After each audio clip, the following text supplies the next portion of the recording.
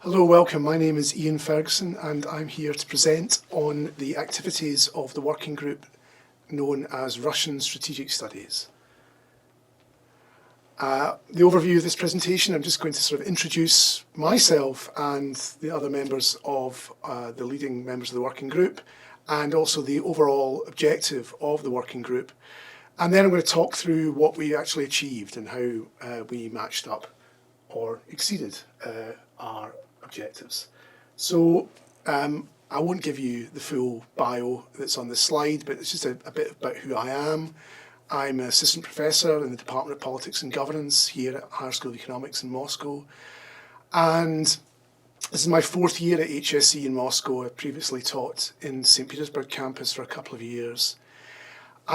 Before I was an academic, I worked as a professional researcher in working for big corporations like Shell and BP. I also worked for intergovernmental organisations like the World Bank, the OSCE, DFID, the European Commission. And but most of my career, I've also worked in journalism, but most of my career has been in academia. And my main area of research interest and expertise is in international relations. That's where I'm trained. My PhD is in international relations, the international relations of global governance. So I served as the official head of this working group, but this is very much a collaborative exercise. My main role was to provide overall direction to the research activities of our working group. And I just want to introduce absent colleagues, Mikhail Elin, who was, who all of you will know, who are at HSE. He's a tenured professor in the Department of Politics and Governance, and he has published extensively on a key aspect related to our methodology in this working group, on kind of metaphors and basically discourse analysis. Mikhail had played a key role early on in our working group in helping to shape the methodology of our research activities, and he provided quite a bit of guidance to me personally over how to sort of steer the working group and make sure the students kept on board. Now I want to introduce the two junior members of the team who played a very key role in liaising with the students and kind of helping them in their research activities. They're both PhD students in the department. Pavel Divyatkin, who is one of my students, and he's got extensive practical experience, and as I kind of continues to be involved in a think tank, a Washington-based think tank called the Arctic Institute, and he has been involved in research activities with Stanford University, Harvard University, and he's doing increasingly developing. He's now got fluent Russian after being here for a while. He's Russian by birth, but raised in the United States. And right now he's between two different conferences. He's very active in the policy and the academic scene here in Russia, and an absolutely key figure in this working group, because he kind of helped tie it all together. Artem Malts, who is he's kind of got a number of hats he wears. He teaches here at HSE, but he's also an affiliate of MGMO, and he's also an editor for a journal that was a kind of a partner in our working group, the New Defence Order Strategy Journal. Artyom, played a key role in organising the first major international event in this working group. He co-supervised the students with Pavel, and he was responsible for all the formal reporting of the working group to HSE University. So just a reminder for those who don't know what the kind of overall aim and objective and the full title indeed of this working group was. I mean, we just know it as Russian Strategic Studies, but the official title is Impasses in Cooperation, Russian Strategic Studies and the Problem of Regional Orders. Now I want to say a bit explain the title, the long title, what our Russia focus is or was, I should say, because in the past tense, the group's just finished this month, and what our regional focus was. So our Russia focus was really, put simply, was focusing on the goals and changes in Russian security policy in the 21st century. Now, these goals and changes are in some sense to do with what in Russian is called national strategy. It's often referred mistakenly in Western literature as a grand strategy, but it's in Russian literature and indeed in official documents, it's referred to as national strategy.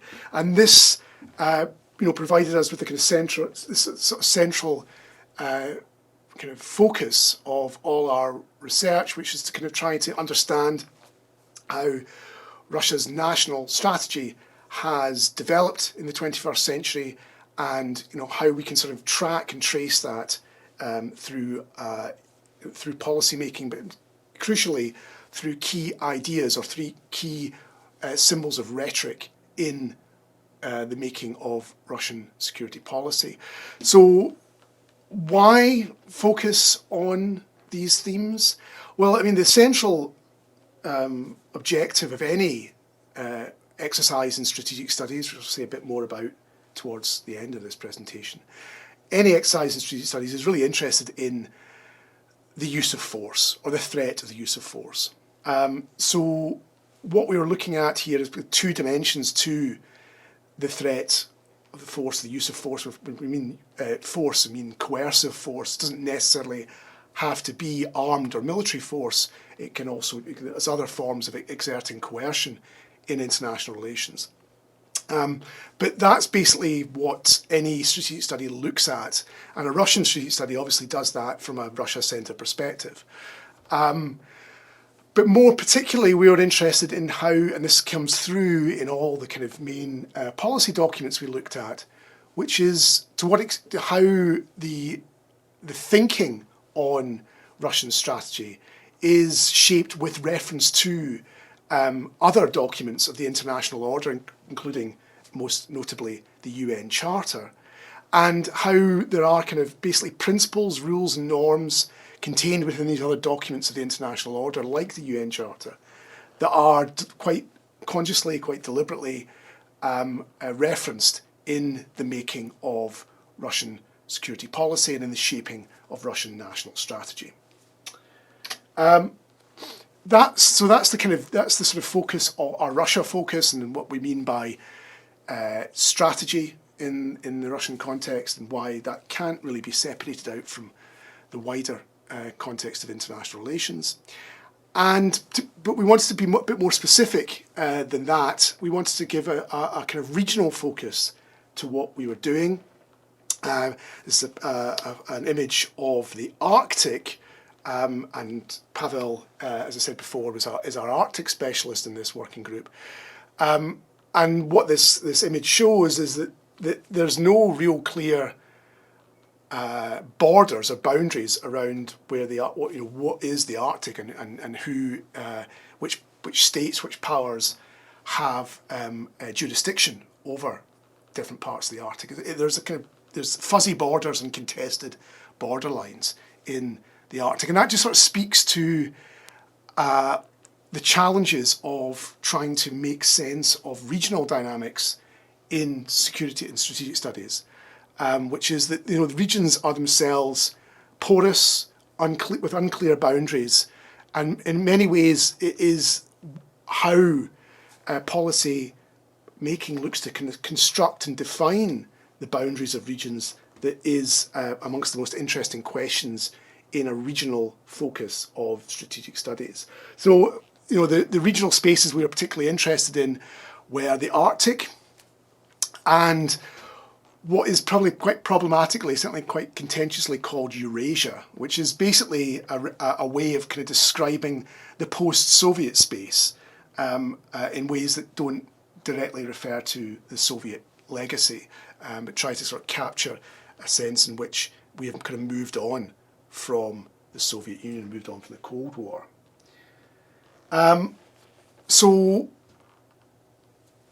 Yeah, I mean, I wouldn't sort of go into any much more detail about the regional focus. It's kind of fairly self-explanatory. I want to get on to our outcomes, what we achieved, what we did in our working group. We held 9 seminars. They're mostly at the end of months, running from September until very recently. We just had one on the 2nd of June. It's one of our exceptions at the beginning of a month. Our original intention, and this is where I want to sort of talk about how our aims perhaps didn't always match up to our outcomes for this working group.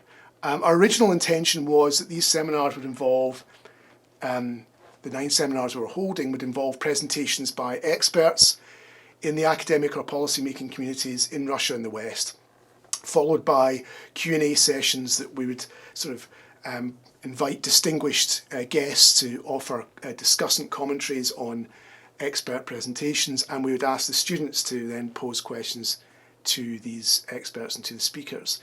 That was the big idea.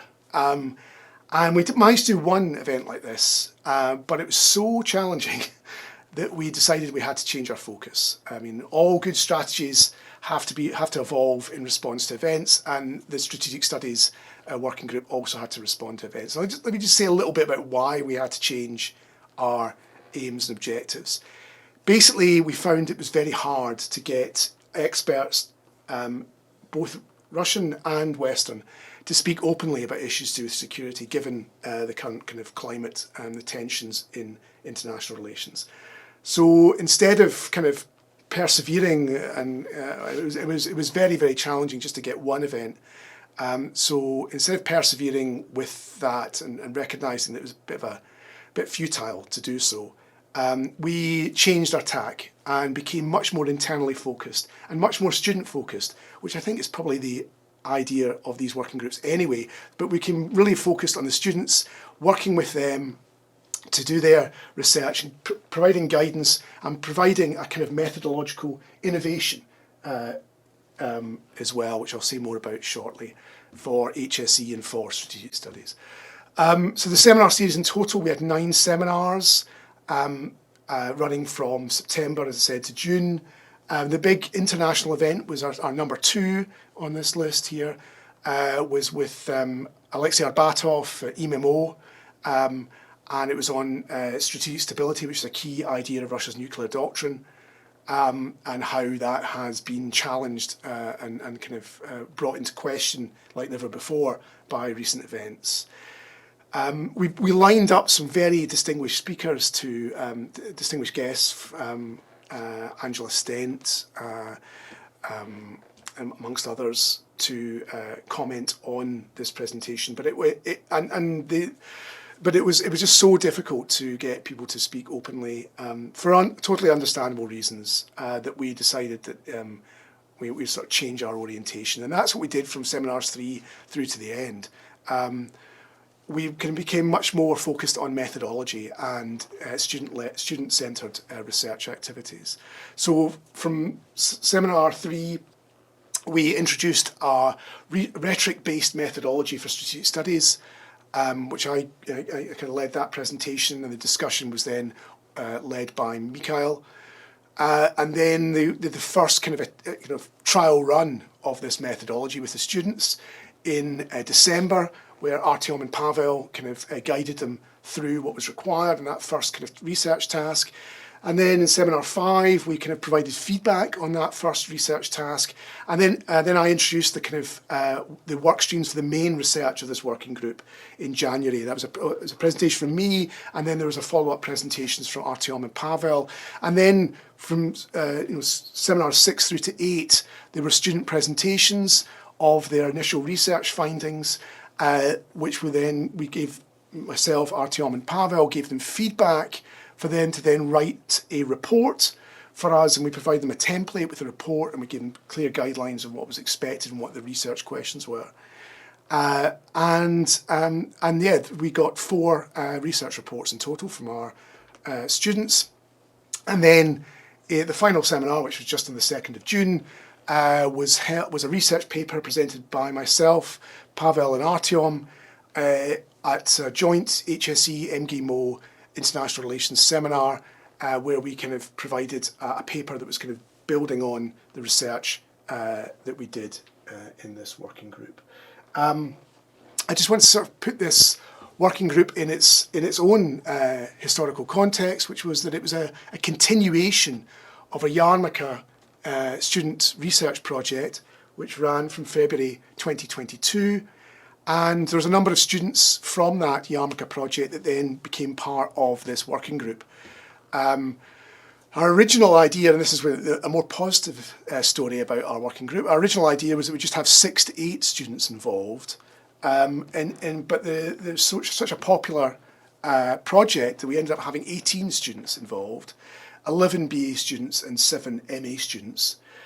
And as I said, we've kind of we oriented around student-centred research and a methodology that was quite innovative, which is focusing around, is rhetoric-centred, is focusing around the political symbols that kind of guide and shape Russian security policy and give us insights into Russian national strategy. 4 symbols we focused on, all of them kind of identified in the secondary literature and the research that's published in leading academic journals as being important, and we wanted to kind of revisit them and kind of try to understand how they were important and why they're important in new ways. So the symbols we focus on, there's 5 in total: instability, deterrence, modernisation, and world order. And we discussed, these symbols. We talked about them and introduced them all to the students. They then did a kind of an analysis, a kind of rhetorical analysis or kind of discourse analysis on these symbols. And the main kind of one of the main kind of points we wanted to get across to students is all these symbols are given Russian characteristics, but they're not exclusively Russian ideas. They are universal ideas: world order, modernisation. These are not exclusively Russian ideas. And there's basically 3 stages to the kind of the methodology. The first one was how to identify how these symbols appear within the texts of Russia's national security strategy documents. They're published periodically every kind of 3 or 4 years. The most recent one was in 2021. And we wanted to kind of put these symbols, first of all, identify the frequency at which they appeared, but also then put them in the context in which they were articulated within these documents. What reasons were given in these documents to think that these symbols were important. Then we wanted to look at how these symbols kind of provided action guiding direction to the making of Russia's security strategy and security policy, both within the documents themselves, but also outside the documents in the kind of public domain, particularly focusing on speeches by key decision makers in Russia's security policy. And then the third thing we wanted to do, we did do in fact, is tracking and tracing to what extent the meanings and the objectives of Russia's security policy evolved over time with reference to these symbols of rhetoric, and how, relating back to the regional focus, how these symbols sought to build, shape, guide regional security and the building of regional orders between Russia and its neighbours. So yeah, just a little bit more about the methodology here. It's one of the key outcomes from this working group. It's really an innovation for strategic studies and for Higher School of Economics. It's an innovation in as far as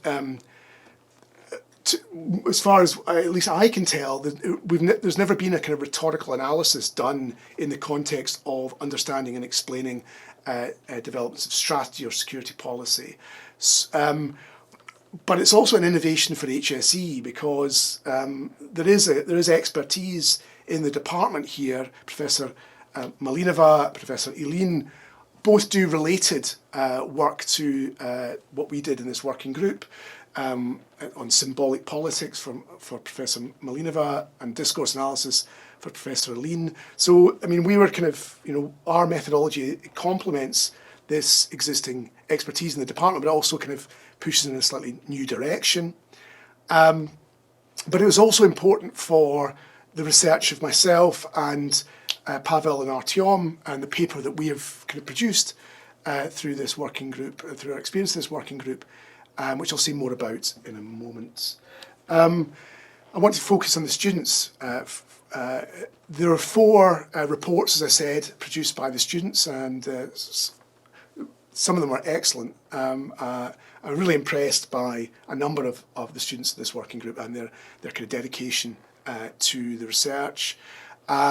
And it's worth kind of highlighting 2 BA students who kind of went on and showed real entrepreneurial spirit in kind of going on to kind of then present and publish research related to our working group independently, well, with a little bit of help from Pavel and Artem. So the BA student Mikhail Elin published a journal article with some guidance and support from Artem in the journal New Defence Order Strategy in October 2022, which is directly related to the research in our working group. And BA student Sabina Kozimova presented an academic paper and at a conference in April 2023, the Iskran conference, with help from Pavel Divyatkin. As I say, and Pavel, Artem and myself then presented an academic paper that I've already kind of alluded to, and that paper now will be revised and presented at an international conference in the UK later this month, with a view to being submitted to a top Q1 academic peer-reviewed academic journal before the end of the year.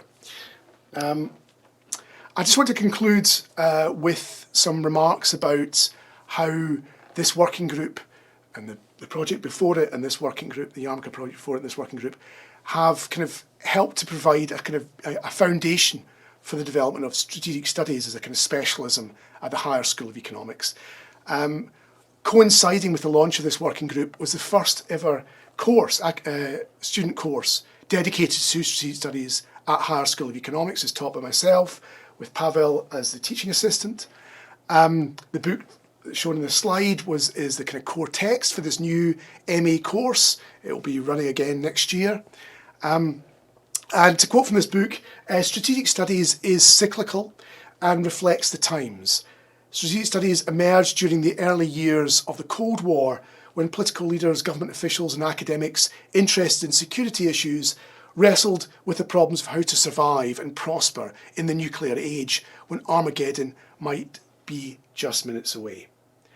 And a central kind of question for strategic studies in general, and for both this new course and our working group, was: has the end of the Cold War, the end of the kind of what was known as the nuclear balance of terror between the superpowers, meant the end of the relevance of strategic studies and the strategic studies approach to international relations in our times? And the short answer to that question, of course, is no. And the popularity of this textbook is partly testament, is evidence of that. It's now in its 7th edition, and there's been a proliferation of think tanks and academic research institutes around the world that are just dedicated to strategic studies. Strategic studies has and continues to reinvent itself in the 21st century, and a key component of this working group and this new MA course and whatever research activities follow on from this is all how we can develop strategic studies at Higher School of Economics and be part of this larger trend of research and teaching in international relations.